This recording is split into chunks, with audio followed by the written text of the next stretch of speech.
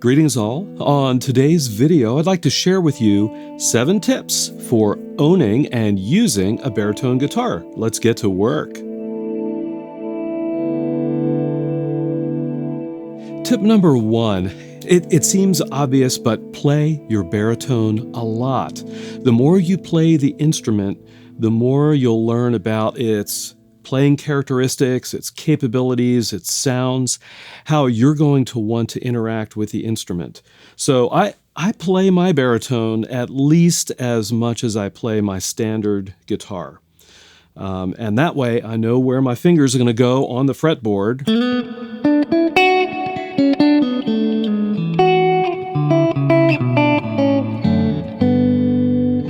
Without necessarily having to look at the fretboard all the time. I also have a good feel for the width of the neck, the gauge of the strings. I know what I'm going to have to do if I want, for example, to do a little bit of vibrato.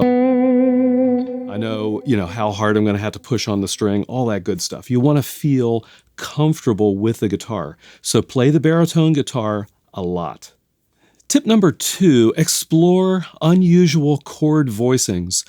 I've talked about this on prior videos, but I think it bears repeating. I see a lot of people just using baritones for power chord types of things down in the dungeon.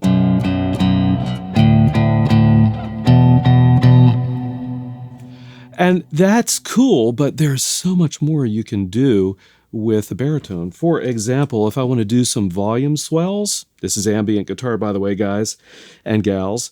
If I want to do some volume swells, what better way to do them than to have some separation between the low end and the treble?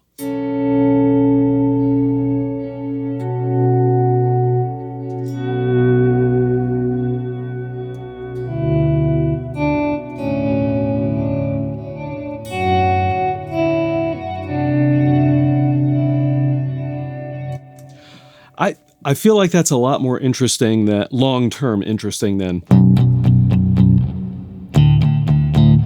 right, the power chord thing. Again, for those of you who play heavier styles of music, please don't misunderstand, I'm not at all disrespecting another style of music. All styles of music are valid and good. I'm just saying, explore different chord voicings. You may even find that for a genre like djent, for example, using different chord voicings, you may be able to bring something unique to the table that no one else is doing. And that's pretty cool. Tip number 3, this kind of follows on to tip number 2, and that is don't limit your baritone guitar to just specific genres of music. So, the lower, heavier types of music are an obvious choice for baritone because of the extended low range. A lot of people also historically have used baritones in kind of like country western music for that kind of boingy kind of sound. In particular, if you have a single coil pickup arrangement on your baritone. But you know what? Baritones can work for all types of genres of music. They sound pretty cool for blues.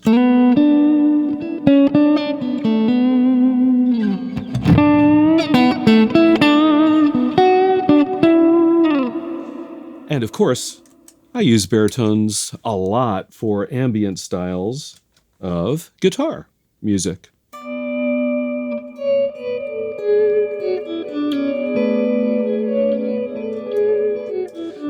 Okay, so ooh, that was cool.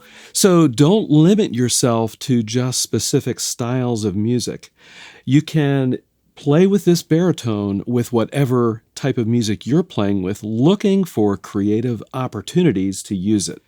Tip number 4, don't be afraid to try out alternate tunings and use capos with your baritone guitar. So alternate tunings, baritones sound great. They're already down in the dungeon, right? So they sound really great if you even down tune from there, as long as you're careful with chord voicings not to get too muddy. So you could tune a baritone that's normally tuned B to B. You could tune that low B string down to an A. I've even tuned it down to a G, which is getting down way, way down into bass territory, and it's pretty cool. Baritones are also great for capo capos. So if you're using multiple capo setups like I do, you can fake dadgad style tunings and all sorts of things.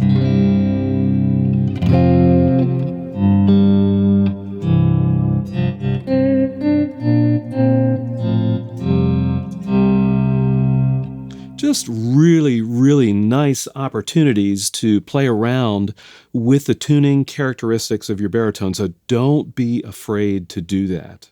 Tip number 5, don't be afraid of the heavier gauge strings on your baritone guitar. So, for example, this guitar, I string it with 14s to 68s, 14 to 68. On my standard electric guitars, I string 10 to 46. So these are quite a bit heavier, and it's necessary so that you can tune down without the strings getting too floppy. Also, thicker strings, I feel, give you a different tone than thinner strings tuned to the same pitch. But it is going to be a little more tension on the neck, they're not going to feel like your slinky electric guitar strings. You're probably not going to be able to bend up 6 frets like you do on your Stratocaster. At least not without more hand strength. But I view this as an opportunity to kind of view this as a different instrument. It is not the same as your standard electric guitar, Stratocaster, Les Paul, PRS, whatever you might have. It's its own thing, and it deserves its own way of playing. So as you approach the instrument, just approach it, with that thought in your head, oh, this has heavier strings. It's going to require a different way of approaching the instrument. Don't be afraid of those heavier gauge strings. Tip number 6, keep your guitar properly set up. In particular, with the heavier gauge strings, it's very important to keep the intonation right on so that the guitar plays in tune. It's also very important to keep the bridge height and nut properly set up so that the action feels good when you play the guitar. Really, really important. If it's not set up, it's not very fun to play. So keep your baritone guitar properly set up. Tip number 7, my final tip for this video is, if you see a baritone you like, don't delay. Get it today. Baritones have a way of not hanging around. So this is a PRS baritone, which as of March 2018 is currently available on the market, but who knows how long it's going to be available. It's not like a Stratocaster where you can just buy one year after year after year. And let me tell you kind of a sorry tale that I have.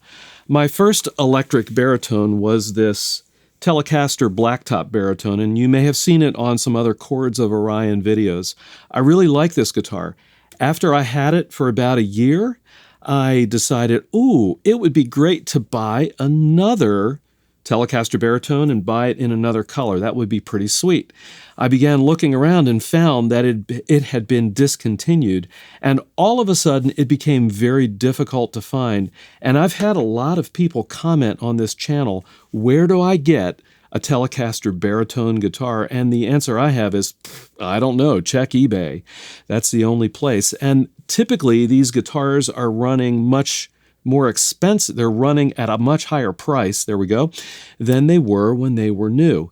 So don't delay in getting your baritone. If you really are in the market for a baritone, once you find the brand and the model that you like, get it, because it may not be around very long. Can you tell I love baritone guitars? Oh, I do. I love them so much. And I hope you've enjoyed these tips for using and owning a baritone guitar. And if you haven't already done so, please subscribe to Chords of Orion. I've got ambient guitar-related content coming every week, and a lot of it's played on baritones. And I'd love to have you become part of this awesome community. And as always, I'll see all of you on the next video.